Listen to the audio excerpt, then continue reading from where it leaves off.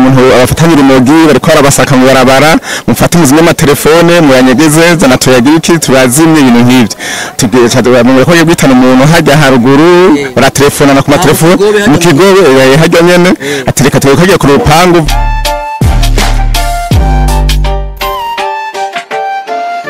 Yes, bakunzi ba KMTV Kiyago Media TV twari tuvuye muri gwa rugendo rwa hari yari kirabera Ingozi ariko duhe n'umwene gihugu aje kwibwa ubunyene yibwe na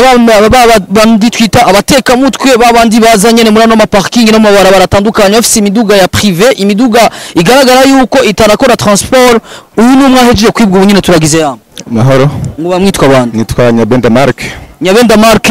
tusanzwe ufise gahinda aho tuhasanzwe uhagararanye n'abantu bajeje umutekano nk'abapolisi batubwira ko yajeje kwibwa mbega wibwe n'imodoka vyagenze gute? Nibwe n'imodoka Corolla plaque 3720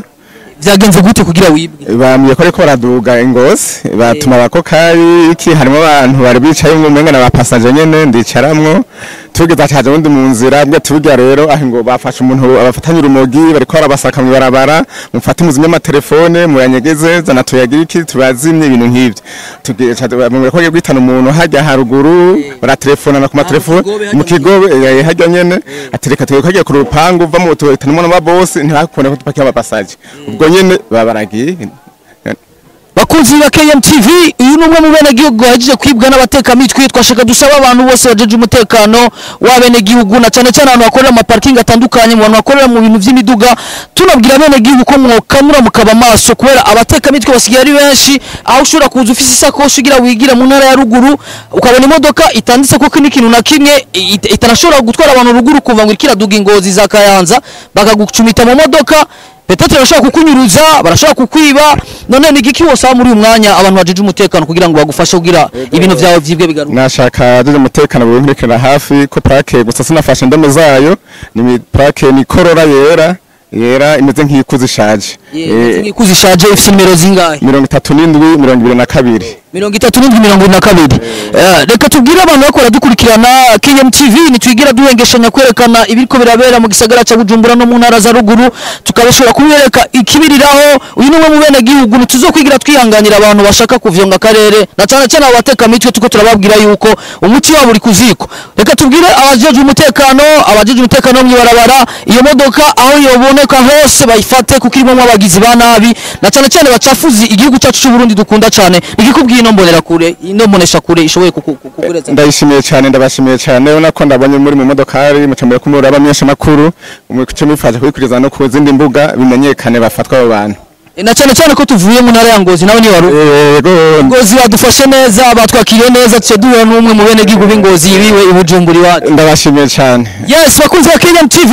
iyo modoka aho yoboneka hose abajeje umutekano wo mwibarabara na cyane tubwira abene gihugu nikikubwira abandi bene gihugu barabibwa kugira ngo bakanure cyane bazorinda abantu bako kari baburangiza imodoka ngo ziraduga kumumenga na abantu yene kandi usanga bambaye na neza ntibamenya kuri n'abasuma. None ko duheruka nyene cubahiro umushikiranganje yigeze kuvuga yuko abakoka birukanywe ubu vyagenze gute kugira dusore kubize bagarutse mu karere oya nta mpuzu zazi kibaranga n'abantu basanzwe nk'abandi bafite amafreshera n'abasirimu kabisa nta shisho bacisha. Yes bakunzi ba KMTV ni kumva yuko mwogira amakenga wa muri hose mukuru mwene gihugu ababwiye abantu bose bashobora kuja mu ntara ya Kayanza Ngozi Muyinga urumva ko unumwe mu bene gihugu yaje kwibwa turamaze kumva n'abandi bananyuruzwa muri go rugendo rwo gucafuza igihugu cyacu cy'u Burundi ntituzokwigira twihanganira umuntu numwe acafuza igihugu cyacu cy'u Burundi kuko KMTV nimwe mbonesha kure yerekana ishusho nziza y'igihugu cyacu cy'u Burundi na cyane dushimira abantu b'Ingozi ko batwakiriye neza nubwo nawe vyahuraguye nawe ko turabashimiye naho biruko turabashimiye. Yes nawe utaha reka tubwire abantu bajeje umutekano na cyane ko ushobora gushika ku biro vy'igipolisi bashobore kugutunganiriza izi nimero turazitanga ku ma WhatsApp ku mbonesha kure zose zishoboka ku ma televiziyo yose ashoboka turabitanga ino nkuru kugira ngo bishoboke yuko iyo modoka yofatwa umva biragaragara ko atari ryo ryambe oye nimeza ko rugambira bamenyera afise experience ndayibonye afise uburambe mu kadubwo busuma ukuntu baciye gucanga bancanganye ukuntu iki